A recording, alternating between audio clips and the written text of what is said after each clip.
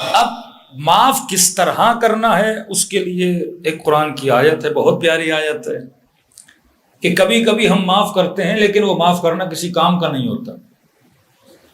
رسول خدا کے بعد صحابی جب مکہ چھوڑ کے جا رہے تھے تو بیویاں ان کی دشمن بن گئی، اولاد ان کی دشمن بن گئی کہ مصطفیٰ کا ساتھ کیوں دے رہے ہو۔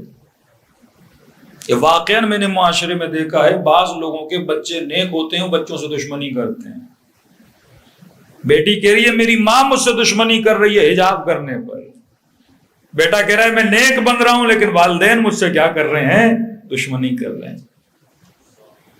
ایک بندہ سیکولر ہوتا ہے پر دین کا دشمن نہیں ہوتا، لبرل ہوتا ہے پر دین کا دشمن نہیں ہوتا۔ کئی ایسے لوگ قوم پرست، اکثر قوم پرست میں نے دیکھے ہیں، وہ دین دشمن ہوتے ہیں۔ تبھی اسلام میں قوم پرستی کیا ہے، حرام ہے۔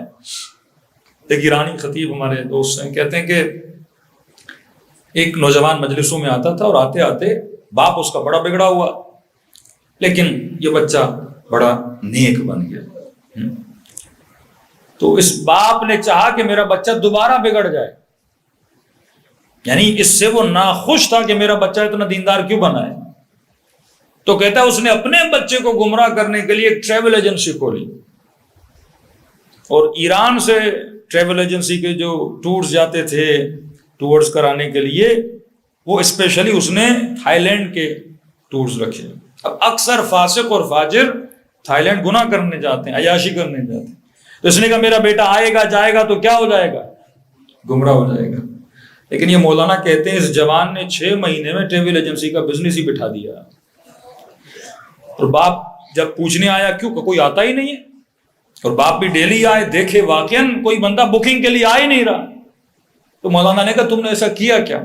کہا جتنے لوگ آتے تھے میں سب کو کہتا تھا وہاں جاؤ گے تو تمہیں ایڈز لگ جائے گی، وہاں جاؤ گے HIV لگ جائے گی۔ کہا اتنے لوگ گئے سارے بیمار ہو کے واپس آئے ہیں۔